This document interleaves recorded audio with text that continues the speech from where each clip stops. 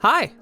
This school's students are not particularly concerned about their studies. They have problems and more important things to do. Relationships with parents, unrequited infatuations, bullying, and poverty. Aren't these things enough grounds for a nervous breakdown? But everything changes when the school is doomed for closure due to poor academic performance, and a new mysterious teacher appears. A strange man, Mr. Ching, shows up for an interview at the school in Hong Kong. He has no experience or specialized education. Of course, the principal nicely refuses him, especially since there's big problems with academic performance and discipline here. But Cheng shows the principal some kind of recommendation letter, which changes the employer's mind. He warns that he won't offer Cheng any bonuses or payment for extra hours. Actually, Cheng would earn more as a waiter, but his words don't scare Cheng at all. Then, the men shake hands and agree that he can work the very next day. When the new teacher enters the classroom, the children don't even notice their presence at first. They chatter, play video games, brew instant noodles, tune the ukulele. In short, they do anything but prepare for the lesson. However, instead of scolding them, Mr. Ching tries to talk to each of them and give them some friendly advice on what they're doing. Then he introduces himself and says that from now on he will be their homeroom teacher who will also teach them social studies. For a couple of minutes, he manages to capture the attention of the students. The children wonder about his life in the USA and the tattoo, but that doesn't last long. The students go back to their stuff, and Mr. Ching has to go to extreme lengths to talk sense into them. Between classes, some of the kids are also busy with anything other than preparing for class. For example, at recess, 5 boys run to the sports building to secretly smoke and have school gossip. But suddenly their mini-party is dispersed by the captain of the local basketball team. A brawl almost unravels between the guys, but the athletes need to hurry to training. The friends also go to see it. However, one of them, Orphan Jack, has a specific purpose in mind. He likes a girl who seems to be in love with the team captain, so he decides to do him wrong. The guy throws a glass bottle on the field and pretends that he has nothing to do with it. The next day, a review committee arrives at the school. It seems that its head is skeptical, but the principal tries to make a good impression by all means. Meanwhile, the boys prank Mr. Ching, but he turns out to be faster than expected. Mr. Ching says that if kids are so eager to skip class, they should answer 3 questions to be free. The first lucky person is the guy with the ukulele. He's allowed to go home, so he dances out of the classroom. Then, everyone starts chanting in unison that they also want to leave class. And unfortunately, the head of the committee sees the scene. The inspector bluntly tells the principal that things are really bad at the school. Last year, none of the local students entered the university, and if the situation doesn't improve this year, they'll have to close the school. After the class, 5 friends go to lunch and encounter a group of athletes there. The captain, who was humiliated by Jack the other day in front of their mutual passion, begins to quip about the fact that not everyone at school has parents. Jack understands that this is about him because he lives with his grandmother. He does not hold back against the bully, and a mass fight breaks out between groups of school children. The police arrive at school. The principal informs Cheng that 5 students from his class will be expelled due to a fight. The new teacher has a heated argument with the principal, and then runs headlong to his classroom to find Jack and the captain of the basketball team still fighting it out. The teacher separates them and tells the group that the principal is still giving them one last chance. Come on, let's go back to class. That evening, Mr. Ching stays late at school. He finds the personal files of 5 friends and learns a lot about their lives. It turns out that the guy with the ukulele is an immigrant from Pakistan who grew up in Hong Kong. He dreams of becoming a musician and has faced rejection all his life because of the color of his skin. Gladys, a girl with short hair, has hated girly hobbies since childhood. Wants to become a racing driver and feels that her father loves her brother more than her. Twins Chris and Bruce live with their father, who's fond of liquor. Chris has become addicted to video games due to stress, and Bruce suffers from attention deficit disorder, is responsible for his brother, and only thinks about how to move out as soon as possible. Jack doesn't show up for school the next morning. He works at a restaurant as a part-time waiter. There, he hears a noisy group of businessmen discussing a plan to build a new luxury complex. All they need to do is wait for the school to close, buy the land, and start construction. Jack is rudely asked to pour more drinks, and when he brings the group's order, he notices the gold lighter of the group's leader on the table. He steals it on the sly, but the owner quickly notices the loss and immediately figures out the pickpocket. The guy orders his entourage to beat up the guy, takes out his school documents, and asks why Jack isn't in class. Finally, for some reason, he leaves him money in a business card. Mr. Cheng, meanwhile, is off on his own important business. He comes to the shop where Gordon's family works and sees him trying to escape from a crowd chasing him. Ching readily defends the student, but suddenly learns that the boy's father was the head of the angry crowd. He was angry because his son tried to cheat the customer who bought their concert tickets, and all because Gordon wanted to keep one of the tickets for himself. Ching asks Gordon why he doesn't perform on stage himself. He says that he hates it, and then the teacher decides to play chicken with him. He starts singing with street musicians and eggs on the student. He quickly gives in and collects his first ovation in his life.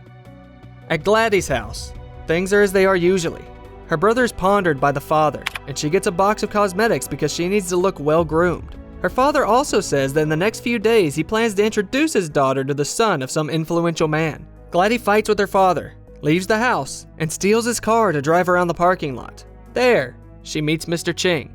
The teacher says that since the girl is so keen on driving fast, he invites her to go go-karting. But it's Ching who will compete with her. But Gladys' father, whom the teacher has secretly invited, her father says if she wins, she can live as she pleases, and if she loses, she will have to marry. Ready, go! Of course, Gladys wins the race. Then, her father says it doesn't mean anything if she doesn't drive on the real roads. The daughter takes this as a challenge and immediately goes to the city outside the highway. The crazy race ends with her father crashing into a street tent and Gladys nearly getting hit by a truck. However, for the first couple of minutes, her dad believes that she has not survived and finally says to her the words that were so hard to utter before. A new school day begins. Mr. Cheng's students don't understand why he brought them to the rehabilitation center. It turns out that he met Chris and Bruce's dad beforehand and persuaded him to seek help. Now students can ask Mr. Huang any questions they want, but no one knows that he's the father of their classmates. The twins turn on their dad with sharp questions, pretending that they don't know him. Mr. Huang confesses that he is a really bad father, but he really wants to improve. He's already lost his wife, who's cheated on him, and soon he will lose his children. And if he could, he would tell his sons that he loved them and was very ashamed.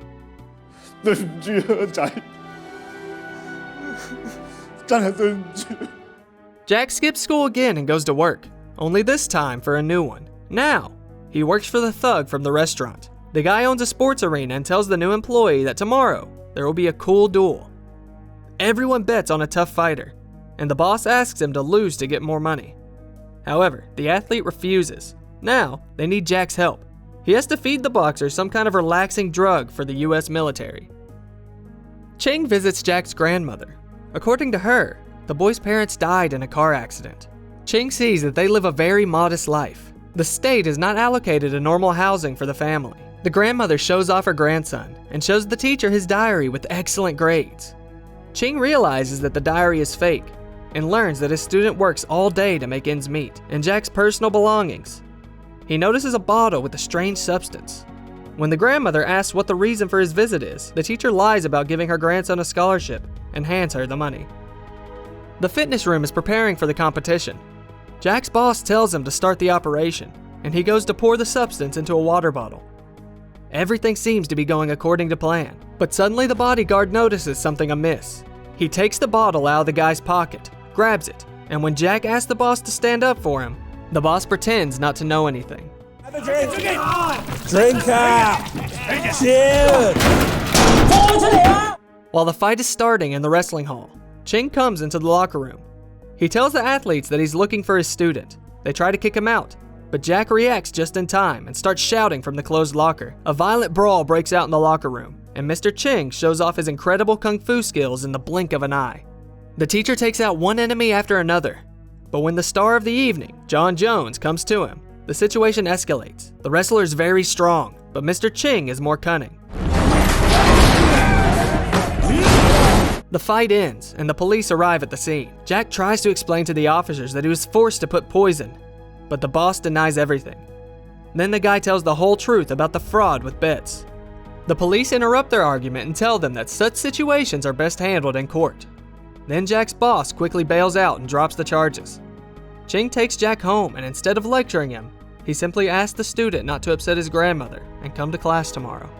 The next day, the whole school knows about Mr. Cheng. Stories about his brawl are on TV. From there, the students learn new details about the teacher's past. He served in the U.S. Marine Corps and also studied at the same school.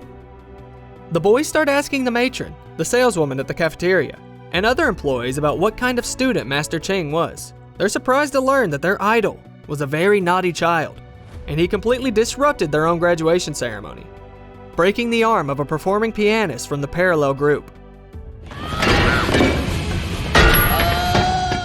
After that incident, Ching's aunt, who raised him, took him to the States and sent him to military school on the recommendation of the principal. There, he learned real discipline and self-control, but the actual disappointment was waiting for him ahead. After spending several years in hot spots, Ching realized that his whole life was meaningless, because war is meaningless by nature. Then he left the army and decided to travel the world. All this time, he sent postcards to his principal, who told him that he would succeed before saying goodbye. But after a long journey across the West, he decided to return to his homeland. There, he first visited the principal, who expressed the hope that Ching would return to school to teach the younger generation, and wrote him that same letter of recommendation. Mr. Ching's story inspires not only children, but also teachers. The school's atmosphere is completely changed. Students prepare for exams, engage in creative activities, and dream about their future at the university. But Bruce can't fit in with this new picture, because he goes to the pharmacy and secretly buys psychostimulants to treat his ADHD. But this doesn't help. On the next test, he gets the lowest grade in the group. After class, Cheng suggests individual tuition for Bruce, but the guy isn't uplifted. The next day, he lies to his brother that he is ill and is left alone at home. After locking the door, the guy starts sobbing and then writes a note and jumps from the shared balcony. At the hospital, Chris and Dad are told that Bruce has fallen into a coma. Within a few hours, local television is talking about what happened to the student at a well-known school. The principal gets into trouble, and people from the Ministry of Education are interested in Mr. Cheng.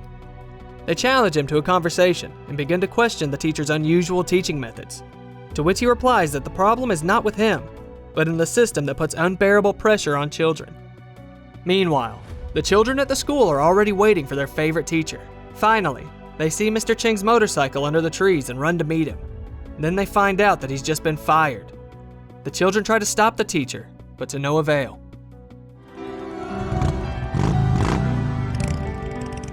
It seems that the school has never been as quiet as it is now, but it can't be fixed. They need to prepare for exams, especially since good results can change the opinion of the commission about Mr. Cheng.